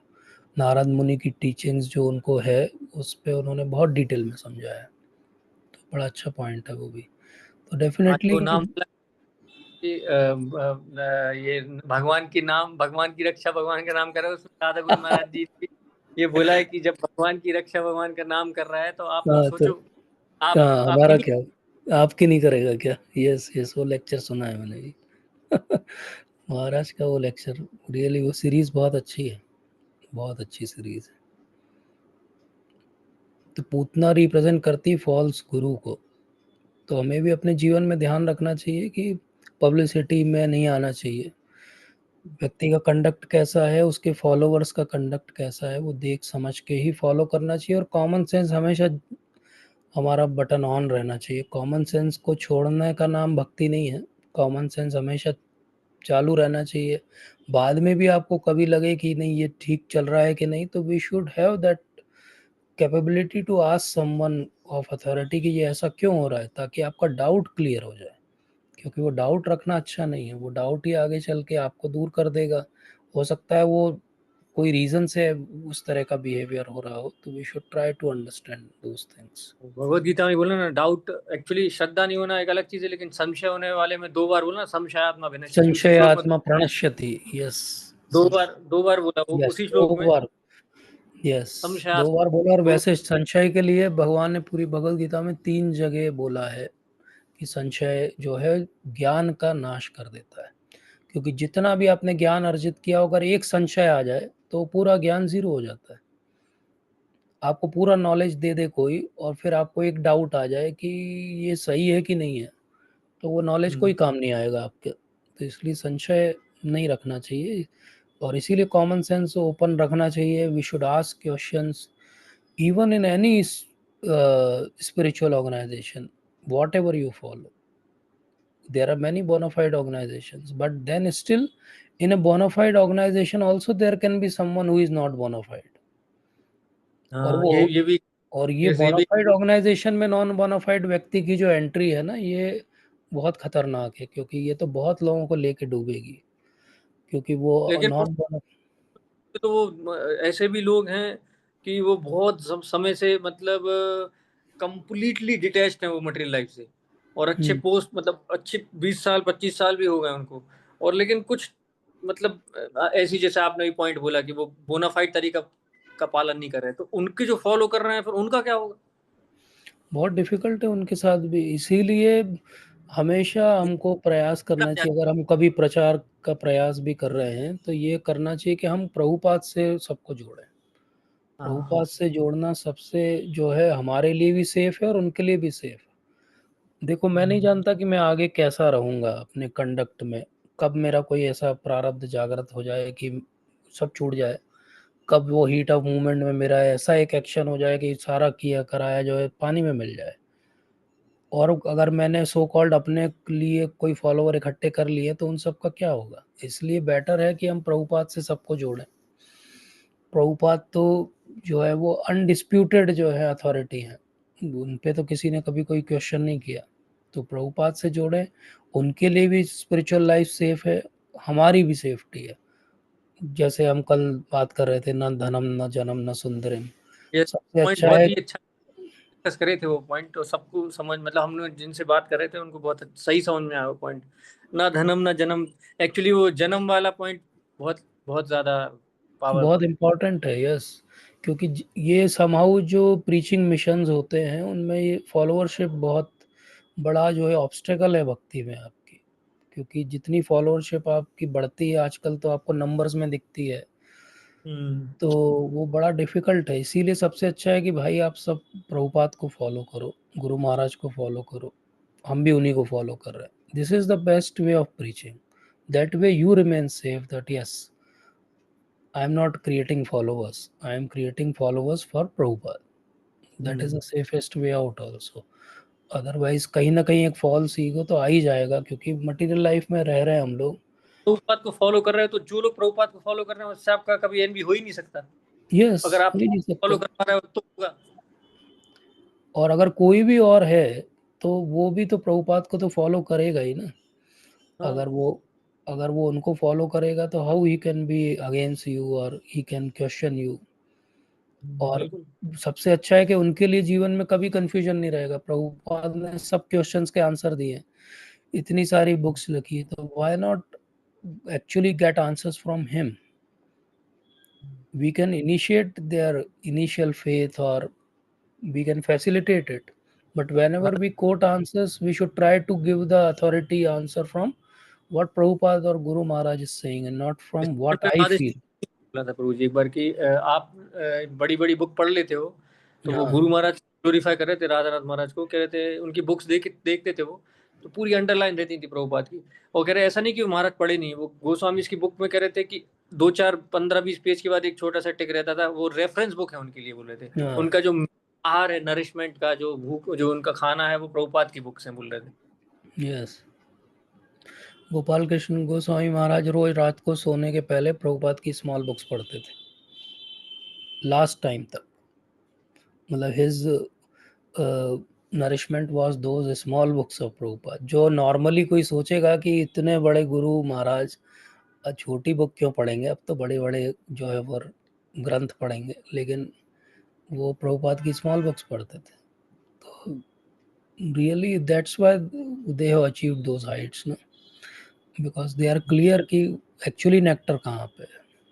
तो ये बिल्कुल ये थे ट्रुथ आपको है। प्रभुपाद वर्ड्स पे, यस। आपको फेथ है, मतलब प्रभुपाद के वर्ड्स पे इतना हाँ, स्ट्रॉन्ग आपके फेथ है फेथ। आपको, और कहीं। यस, वो यस। गौर गोविंद महाराज प्रभु जी के लेक्चर में सुना था, वो बोल रहे थे कि प्रभुपाद ने इतना लिटरेचर दे दिया है कि अगर आप उसको सीरियसली पढ़ रहे हो तो आपको कह रहे थे सब मिल जाएगा उसके अंदर, हर कुछ मिल जाएगा। सब कुछ मिल जाएगा, यस। जैसे बहुत सारे एग्जाम्पल हैं वेस्ट में जिन्होंने बच्चों को होम स्कूलिंग की केवल प्रभुपाद की बुक्स पढ़ा के। उनमें से एक प्रभु जी तो बाद में यंगेस्ट कैम्ब्रिज के पीएचडी स्कॉलर बने, और अरे अभी वो फैकल्टी हैं वहाँ पे यूनिवर्सिटी में, and he is teaching Hinduism. But उनकी पूरी बुक्स जो है यही थी। तो जब वो बाद में यूनिवर्सिटी के लिए अप्लाई कर रहे थे तो उस वहाँ पे वेस्ट में एक ऐसे लिखना पड़ता है, तो वो ऐसे उन्होंने इस तरह से लिखा था कि वो प्रोफेसर ने उनको बुलाया और बोला कि इतनी अच्छी इंग्लिश और ऐसे डिफिकल्ट वर्ड्स कहाँ से तुमको याद है? तो बोले मेरी तो पूरी स्कूलिंग प्रभुपाद की बुक से हुई है। So he became youngest PhD scholar. So everything is there in these books if we try to relate and understand it. And that is our aim also. हमारा भी ये भागवत परिचय से एक ही एम है कि सब लोग पढ़ें। अभी भी मुझे नहीं पता कि कितने भक्त जो है वो पढ़ रहे हैं 10th कैंटो, बट मेरी हाथ जोड़ के विनती है कि पढ़िए साथ में, तो इसी बहाने आपकी पढ़ाई भी हो जाएगी। माता जी कुछ कहना चाहती?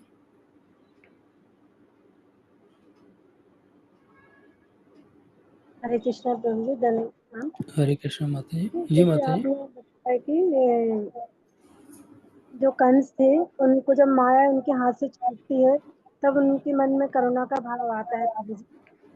तो प्रभु जी जैसे कि जब माया छूट गई उनके, तो जैसे वो रजोगुण में तमो दो गुण में रहते रहे, ईश्वर ने दो पैर पकड़े आपने बोला, तो प्रभु जी जब जैसे माया चलेगी तो क्या उनके मन में सतोगुण या फिर ऐसा भाव नहीं आया कि अब उन्हें ऐसे पूतना को नहीं भेजना चाहिए कृष्ण को हाँ, मारने का? उनका मन में सत्वगुण का थोड़ा-सा जागरण हुआ था, जब उन्होंने निर्णय किया कि देवकी वसुदेव से माफ़ी माँगी और उन्हें छोड़ दिया, बेड़ियाँ खुलवा दी उनकी।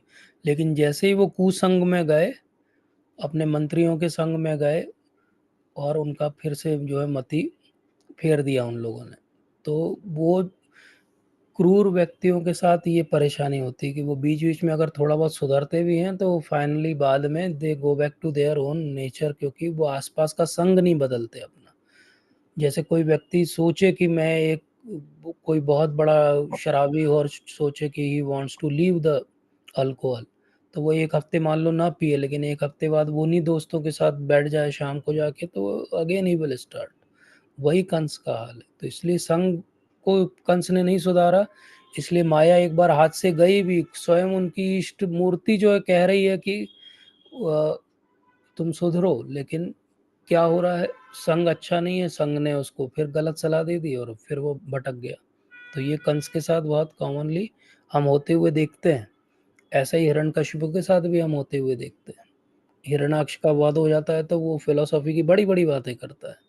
लेकिन बाद में क्या होता है, अंत में प्रहलाद महाराज को मारने के कई तरह के उपक्रम कर रहा है। तो ये जो दुष्ट व्यक्ति है उनकी पहचान है कि वो थोड़ी देर अगर कभी सुधरते भी हैं झटका लगने के बाद, तो वो तुरंत वापस वहीं पहुंच जाते, क्योंकि संग नहीं सुधारते।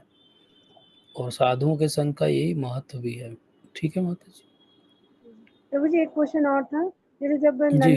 नंद मतलब नंदगांव लेके आती हैं गोपियाँ, तो प्रभु जी उनको पता रहता कि ये भगवान है, तो फिर भी प्रभु जी वो मतलब जैसे आपने बताया 12 जगह का तिलक करते हैं, गोबर से और गौमूत्र से स्नान कराते हैं, तो प्रभु जी भगवान को तो इन सब चीज की जरूरत ही नहीं थी, मतलब क्यों नहीं है हमारे जरूरत?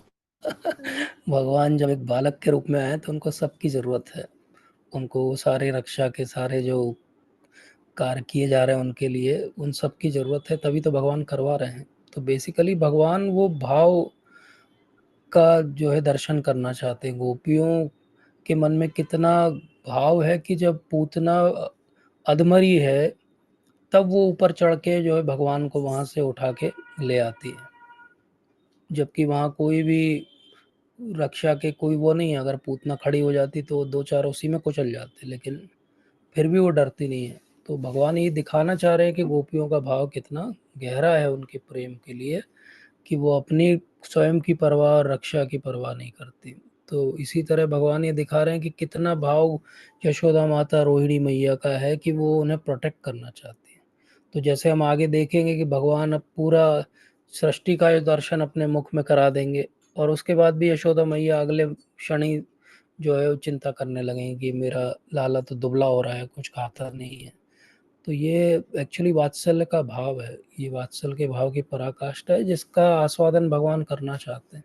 इसलिए वो योग माया से ऐसा पूरा लीला की योजना कराते हैं कि भगवान को प्रोटेक्ट करने के इतने सारे जो उपाय किए जाएं।